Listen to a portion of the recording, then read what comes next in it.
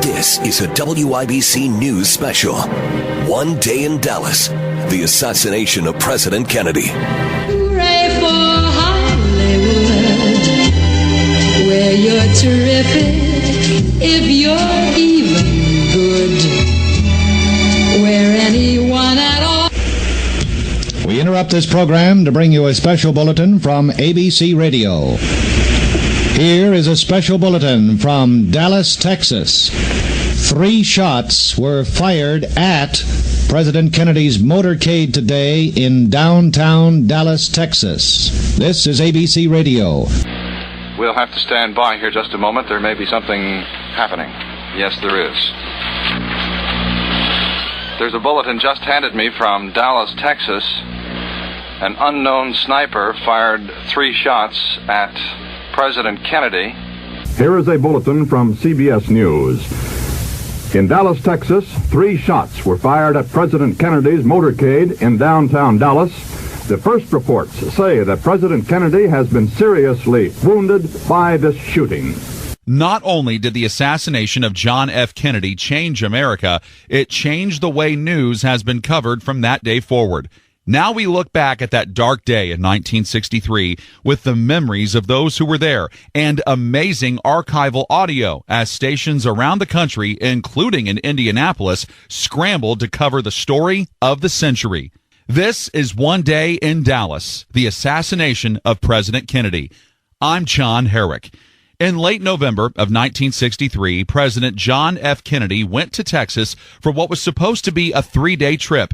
Although the trip was billed as non-political in nature, the tour was truly designed to heal some wounds in the fractured Lone Star wing of the Democratic Party. But it was a trip that even some of Kennedy's closest advisors tried to convince him not to make. Just a month earlier, United Nations Ambassador Adlai Stevenson was jostled and spat upon by a group of picketers during a contentious appearance in Dallas. The way Stevenson was treated had plenty of people on edge in Big D ahead of Kennedy's visit, including former KRLD reporter Wes Wise, who caught the Stevenson incident on film. Wise's film made national news when broadcast by Walter Cronkite on CBS. This was almost exactly 1 month before JFK was to come to Dallas. I would say that the atmosphere was still electric to the extent that the chief of police had to go on public television and appeal to people in Dallas to please control themselves and please do not do anything that would embarrass the city, the police department, and the president himself. Also ready to meet the challenge was the president's Secret Service detail, which for this trip included those assigned to Mrs. Kennedy. Jackie Kennedy didn't make a lot of political trips, but she joined the president for the Texas tour. The lead agent assigned to Mrs. Kennedy was Clint Hill, who had served on the detail of President Dwight Eisenhower before being assigned to the First Lady. As an agent, you're tense from the time the president gets in a car to leave the White House grounds until he's back in the White House, because anything can happen at any time. It's more intense probably in a situation like that because he's out in the open, and that crowd really hasn't been, in 1963, had not been screened with magnetometers or anything like that, so it was intense. And then you get into a motorcade and you're working in an open car. That's even more intense as you're traveling on the street with big crowds, windows open on buildings, people on rooftops and balconies, and you just don't have any idea what might happen. 570 Radio in Fort Worth, WBAP. Now, Morning Edition, Section 1. Good morning, everyone. This is Norwood McClendon reporting. Fort Worth temperature 56 degrees, Dallas 55. Skies are cloudy, and very light rain is reported at both cities. President and Mrs. Kennedy arrived in Fort Worth from Houston late last night to an enthusiastic reception from huge crowds and spent the night in Suite 850 at Hotel Texas downtown. The president started his day with 2 speeches in Fort Worth, including one at a bipartisan breakfast before taking the short flight on Air Force One to Dallas. At Love Field, the president and first lady briefly broke from protocol, leaving their limousine to go to the fence to greet a throng of well-wishers, much to the surprise of reporter Joe Long of radio station KLIF. And here comes the president now. In fact, He's not in his limousine. He's departed the limousine, and he is walking. He is reaching across the fence, shaking hands with many of the people who have come here to see him. Now, this is a distinct departure from the plan. These quick visits with the public were a staple of the Kennedy administration, according to Hill. He really liked that part of his of being in the limelight, being the presidency. Was his interaction with the people. He loved to talk to the people, loved to shake their hands, and wanted them to be part of what he was doing, and wanted to show them that he was just one of them. The Kennedy limousine was equipped with a bubble top to shield those inside from the elements, but because of a rapid improvement in weather conditions, the top was removed as the motorcade departed for downtown Dallas. During the drive, the fears of possible demonstrations proved to be unfounded as hundreds of thousands of people turned out to greet the president and First Lady with a warm Texas welcome. At the corner of Main and Ackerd, KRLD reporter Bob Huffaker stood with a large group of people. Huffaker was waiting for his opportunity to break into programming to describe the sight of the presidential motorcade. You can hear the enthusiastic welcome the first couple received in his report. And here is the President of the United States, and what a crowd, what a tremendous welcome he's getting now. And there's Jackie. She's getting just as big a welcome, and the crowd is absolutely going wild. This is a friendly crowd in downtown Dallas as the President and the First Lady pass by. There is Lyndon Johnson and Lady Bird passing by in the second car behind Moore. It's a tremendous welcome, not a placard in downtown Dallas. The next scheduled stop was a luncheon at the Dallas Trade Mart, where President Kennedy planned to make an important foreign policy speech. The text of the speech had been released to the media in advance. In fact, NBC's national newscast at 1:30 p.m. Eastern Time reported that the president had already delivered the remarks. Now here is Martin Agronsky, NBC News. President Kennedy denounced critics of his foreign policy today as prone to confuse rhetoric with reality. On the second day of his Texas tour, the president used a Dallas speech to contend that those who advance seemingly swift and simple solutions to every world problem will end in endangering the nation's security. At the same moment that NBC was reporting on a speech that would never happen, gunshots were heard in Dealey Plaza in Dallas. At that time, Bob Huffaker was still live on KRLD, describing the scene with a sense of relief, not knowing the president was being shot just 1,100 yards away. It was a wonderful welcome for President Kennedy and Mrs. Kennedy. There was certainly no adverse demonstration. It was a tremendous welcome that Big D gave our chief executive.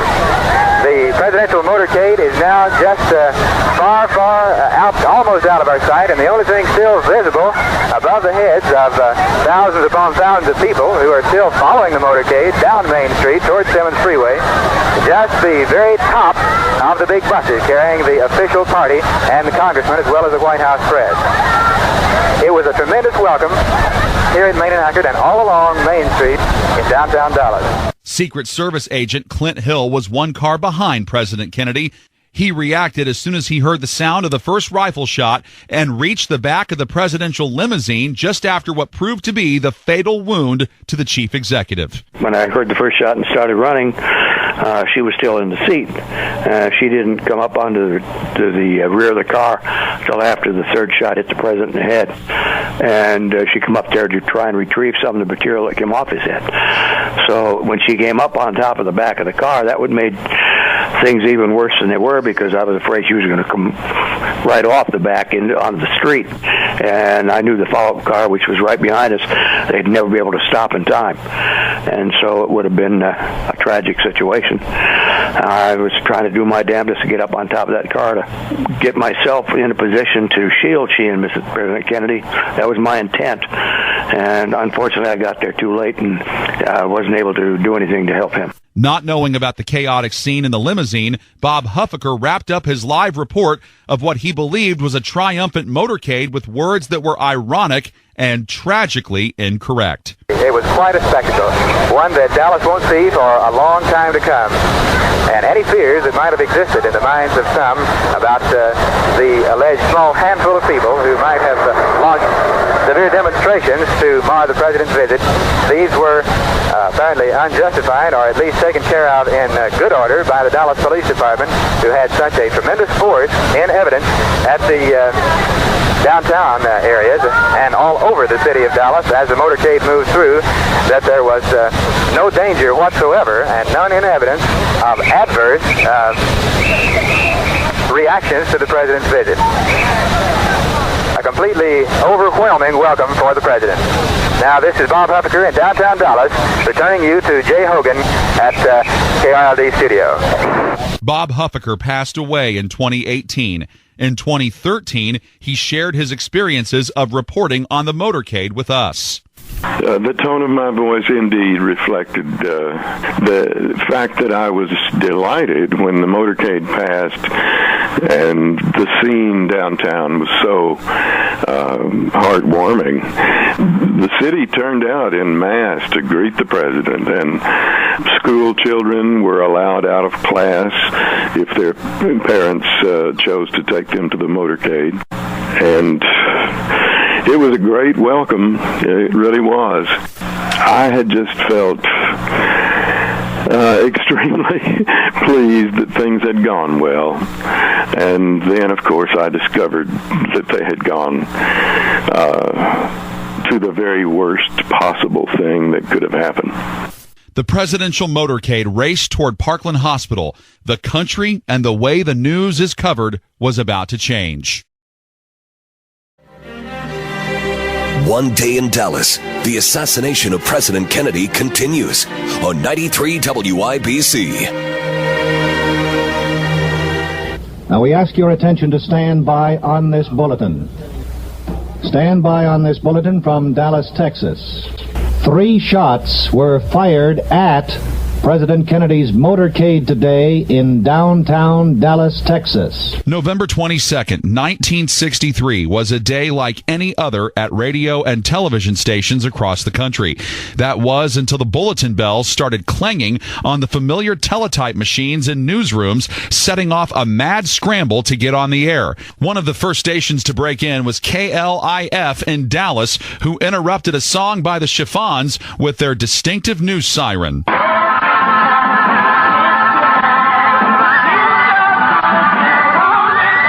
KLIF bulletin from Dallas. 3 shots reportedly were fired at the motorcade of President Kennedy today near the downtown section. KLIF News is checking out the report. We will have further reports. Stay tuned. NBC announcer Don Pardo, perhaps best known as the voice of the Jeopardy game show, was the first to deliver the news on that network. In downtown Dallas, President Kennedy was shot today just as his motorcade left downtown Dallas. Mrs. Kennedy jumped up and grabbed Mr. Kennedy. She cried, "Oh no." The motorcade sped on. A photographer said he saw blood on the president's head. It was believed 2 shots were fired. Keep tuned to your NBC station for the later news. Following Bob Huffaker's live report, KRLD went back to regular programming for a few moments prior to carrying the president's planned address at the Trade Mart. But their Back to the Bible program was quickly interrupted by CBS Radio Network anchor Alan Jackson. This is KRLD, AM and FM Dallas, CBS Radio for Dallas-Fort Worth. We continue our regularly scheduled program with Back to the Bible in progress. Asking those of you that are living quite a distance. Which just occurred in Dallas, Texas, where President Kennedy is visiting. President Kennedy and Governor John Connally of Texas were both hit by a would-be assassin's bullets as they toured downtown Dallas in an open automobile a short while ago. That is the latest word that has just come in from Dallas on United Press International. When Bob Huffaker returned to KRLD, he thought he was off for the day, but he quickly learned of the shooting and he raced toward Parkland Hospital. When I got back, our 10 o'clock newscaster, Warren Fulks, came running out of our newsroom, which was in a separate building from our main building in downtown Dallas. He ran out and said, "The president has been shot and taken to Parkland." So I said, well, grab a camera and let's go. Moments earlier, he had been covering a triumphant motorcade. The next time Huffaker was heard on the air, it was a decidedly different tone from the veteran reporter. But as we have heard from correspondent... And now we take you to a KRLD Mobile News Unit and Bob Huffaker. This is Bob Huffaker. I am at Parkland Hospital along with Warren Folks for KRLD News. What was a wonderful welcome in downtown Dallas has become a scene of indescribable horror as hundreds of people crowd outside the back door to the emergency room here at Parkland Hospital. Faces are ashen white, and people are wondering, is our president going to live? In Indianapolis, the scramble was also on to alert anchors. Howard Caldwell was an anchor at Channel 6 for 35 years. He passed away in 2017, but in 2013, he shared with us some of his memories of that day. Well, that was one of those things, and I came home from lunch and suddenly discovered that what was happening.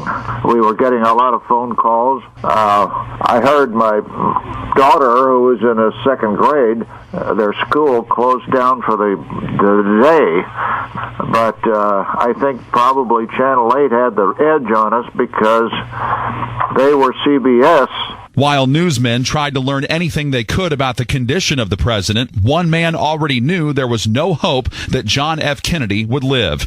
On the way to Parkland Hospital, Secret Service agent Clint Hill gave his fellow agents a quick hand signal on the president's condition. Because of what I witnessed and saw, it appeared to me that it was a fatal wound. Because when I got on top of the car and the president's body had fallen into Mrs. Kennedy's lap, looking down at him, I could see through his skull, and I could see that his eyes were fixed, and it appeared to me that he was dead. And so I did give a thumbs down to the follow-up car crew to indicate to them that what the situation was, and then scream for us, for the lead car driver to try and get us to a hospital. As Bob Huffaker described, the scene at Parkland Hospital was one of indescribable horror. For a brief moment after reaching the hospital, Mrs. Kennedy wouldn't let anyone help the president. Clint Hill knew why, and as he had for years, he came to Mrs. Kennedy's aid. She had a hold of him, and she just wouldn't let go. And I finally realized that the reason she didn't want to let go was she didn't want people to see the condition he was in, because it was horrible. And so that's when I took off my suit coat and covered his head and upper back. Once I did that, she let go of the president's body, and we went right into the emergency room immediately. In the absence of any official word on President Kennedy's condition, a quick remark made by the veteran Secret Service agent to UPI reporter Merriman Smith would make news worldwide. Smith asked Hill how badly the president had been hit. Hill replied starkly, "He's dead, Smitty." Clint Hill, a Secret Service agent assigned to Mrs. Kennedy, said he's dead as the president was lifted from the rear of a White House touring car and rushed to an emergency room in the hospital. But some news veterans were reluctant to or even refused to read that bulletin. Listen to how CBS's radio anchor Alan Jackson delivered the same report. Clint Hill, a Secret Service agent assigned to Mrs. Kennedy, escorted the president into the hospital, and we are awaiting further word on his condition. One anchor who chose to read the Hill Bulletin, ABC Radio's Don Gardner, was overcome with emotion when the enormity of what he was reading hit him. Clint Hill, a Secret Service agent assigned to Mrs. Kennedy, said, and I quote, "He is dead." That is what Clint Hill, a Secret Service agent assigned to Mrs. Kennedy, said today. He is dead. Perhaps the most bizarre broadcast segment of November 22nd, 1963, came in Hartford, Connecticut. Station WTIC was in the middle of their Mike Line program, which allowed listeners to call in and talk about any topic they chose. That led to, of all things, a German chocolate cake recipe being interrupted by the unfolding tragedy. One package, it's with the German sweet chocolate. Yes. One package of the German sweet chocolate. German sweet chocolate. Okay. Oh, I can't get my breath. My goodness. 1/2 cup butter or margarine. 1/2 cup butter. Okay. 1/2 cup boiling water. 1/2 cup boiling water. 2 cups of sugar. 2 cups of sugar. Will you hold it just a minute, Roz? We have something. Here are further details from the WTIC newsroom. President Kennedy and Governor John B. Connally of Texas were cut down by an assassin's bullets as they toured downtown Dallas in an open automobile today. The president, his limp body cradled in the arms of his wife, was rushed to Parkland Hospital. We will give you further details as received. Well, this rather changes the complexion of many, many things at this time, and it looks as if we have 2 national victims here, the governor and the president, at this first reading. This is a very regretful thing, and the kind of news which I'm afraid is a little bit more than I care to handle, but we've got to be on the job anyway. We'll continue along, Floyd. Oh, Roz, you're right in the middle of a terrible thing here. Perhaps we'd be best to just keep right on going as best we can, and we'll stay on top of the news as best we can here. I don't feel like it. Can I? Yes, all right. I understand it. I think that's smart. Okay. But give us a call when you can. Yeah, I will. All right. Bye. Doctors tried frantically to save President Kennedy's life, but there was never really any hope that he would survive. 2 priests were called to give the president the last rites of the Roman Catholic Church, and when they left the emergency room, something they said to reporters, although not official, sent shockwaves around the world. In this momentary lull, I would assume that the memory of every person listening at this moment has flashed back to that day in April 1945 when Franklin Delano Roosevelt... Excuse me, Chad. Here is a flash from the Associated Press, Dateline Dallas. 2 priests who were with President Kennedy say he is dead of bullet wounds. There is no further confirmation, but this is what we have on a flash basis from the Associated Press. Moments later, the White House's acting press secretary, Malcolm Kilduff, confirmed that John Fitzgerald Kennedy was dead. From Dallas, Texas, the flash, apparently official, President Kennedy died at 1 p.m. Central Standard Time, 2 o'clock Eastern Standard Time, some 38 minutes ago. Ladies and gentlemen, the President of the United States is dead. John F. Kennedy has died of the wounds received in an assassination in Dallas less than an hour ago. Bob Huffaker recalled getting the news at Parkland Hospital. It was like going from a beautiful dream into an absolute surreal nightmare. It was like nothing I've ever seen. A scene of indescribable sadness and horror at the emergency entrance of Dallas Parkland Hospital. This is Bob Huffaker for KRLD News.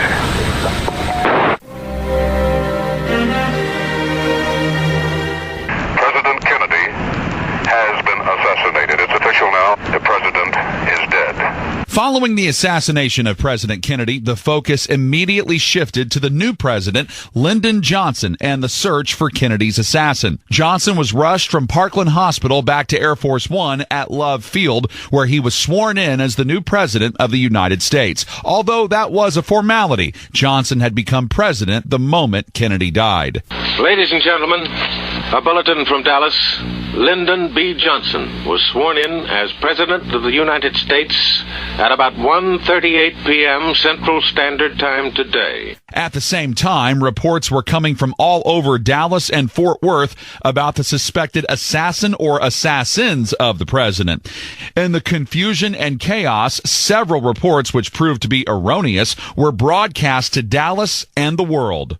The car wanted in connection with the assassination of President Kennedy this afternoon has been stopped in Fort Worth. Police have taken the driver in custody and are en route to the city police station at this time. But in the mid-afternoon, another drama was playing out. A Dallas police officer, J.D. Tippett, was shot and killed by a man matching the description of the suspect in the assassination of the president. That suspect was then caught in a theater after a brief fight with police. A little earlier, we had a report that there was a fellow apprehended at the downtown Dallas theater by the police, and that he had a gun with him, and he was suspected to be the assassin. He was immediately rushed into the police cruiser. He had been apprehended in the Texas theater, next to the last row of seats. Well, John, let me put it this way. Dallas is in an uproar.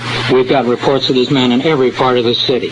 A few minutes later, NBC's Morgan Beatty was one of the first to report a name that would become one of the most infamous in history. The police department of Dallas, Texas, reports that Lee H. Oswald, who was arrested in a theater in the outskirts of that city soon after the assassination of President Kennedy, is the prime suspect in the assassination of the president. Oswald was taken to the Dallas City Jail, which became a wild scene as reporters from all over the country converged on the small building to cover the story. Veteran KRLD reporter Bill Mercer recalls just how physical covering the Oswald story could get at times. And I had a very long mic, those old-fashioned microphones that just a hand, like a stick. And I was walking down the corridor, and I was pulling this cable, and this heavy-set guy with much cameras hanging, still cameras hanging all over him, said, "What's that cable for?" And I said, "That's my microphone. We have a live camera down at the end of the hall, and I'll be interviewing people." And he said, "Well, if that thing gets in my way, I'll just yank it out." And I said, "Well, let me tell you this. You touch that cable, and I'll lay this microphone right on the top of your head." Over the next few hours, reporters actually had brief opportunities to question Oswald as he was walked between his cell and the interrogation room. Bill Mercer is one of those who had the opportunity to say a few words to the suspected assassin. In fact, I got there just as this guy next to me said, "Oswald, have you been charged with anything?" And he looked at him and said, "No, I haven't been charged with anything." Shouted out a couple of other things. And I had been told upstairs before we came down that the charges were being typed and he was going to be charged with the murder of the president. I said, "Well, yes, you have. You are being charged with the murder of the president." And he stopped briefly and looked at me and turned and walked off. He was not a very imposing figure. So that was my moment of glory, talking to Oswald. Oswald was charged with the murders of John F. Kennedy and J.D. Tippit late Friday night. The next day, as the nation mourned, Dallas reeled. Veteran KRLD reporter Wes Wise went to the scene of the assassination to gather information for a story. While at the Texas School Book Depository, Wise also ran into a man he knew, Dallas nightclub owner Jack Ruby. Out of the corner of my eye, I saw him walking kind of swiftly toward me, and I was thinking, "Oh my gosh, here's Jack Ruby again," and sort of boring with him. But I courteously put down the window, and we chit-chatted, and he made the statement, the thing I hate worse about this, that Jackie Kennedy will have to come back to testify in a trial of Lee Harvey Oswald or anybody else. And I said, "Jack, that will never happen." I said, that's just never going to happen. On Sunday, the accused assassin was scheduled to be transferred from the Dallas City Jail to the county jail, which was coincidentally next to the site of the assassination. Prior to the transfer, KRLD's Bob Huffaker went to the public information officer of the Dallas Police Department to double-check information on the suspect. To show you just how chaotic the weekend was, Huffaker was given the wrong full name of the accused. To my eternal sorrow, I went to the official Dallas Police Information Officer. When I told him why I was there at his office, he reluctantly sat down across the desk from me, and I said, "All right, I just want to run over this information and make sure we're correct here. I've got Lee Harvey Oswald." Those were the very first words I said. I was going to give all of the statistics, ex-Marine, age 24, all of that stuff. And the minute I said Lee Harvey Oswald, Captain King said, "It's Harold." And I said, "Now everybody else is saying Lee Harvey Oswald. Where did you get that information?" He said, "I got it off the arrest record." I said, "Are you sure that it is correct?" He said, "Yes." And I left him, and I stuck with the name Harold. God forbid. It has followed me all the days of my life. I felt really pretty silly by the time I had finished broadcasting the murder of this man. I felt pretty silly to be standing there calling him Harold. There is Lee Oswald. He's been shot. He's been shot. Lee Oswald has been shot. There's a man with a gun. It's absolute panic. Oswald has been shot. Lee Oswald. Oswald has been shot. We're going to switch now. Police are pulling. We're going to switch now to Bob Hoffacker down in the basement of the courthouse, who is close to the scene. Go ahead, Bob. Lee Harold Oswald has been shot. This is Glenn Duckman in the KLIF newsroom. Pandemonium at the city jail right now. Apparently, Lee Harvey Oswald has been shot. The KLIF report was correct. It was a chaotic scene, as the late Bob Huffaker recalled in 2013. Before I could really say very much of anything, I found myself airborne. A detective who was about 6 feet tall and 5 feet wide, named Dick Swain, I think it was. I didn't see him, but I think it was Dick, who had just picked me up and thrown me bodily away from the fight that they were having on the floor with Ruby and Oswald. I was looking at the car. Oswald hits the ground.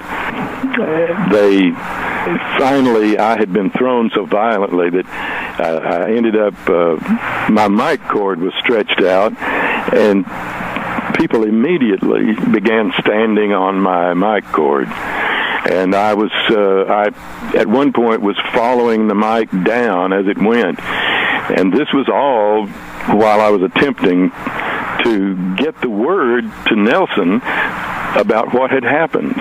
The nation, already stunned by the assassination of the president, now dealt with the surreal sight of his accused assassin shot on live television.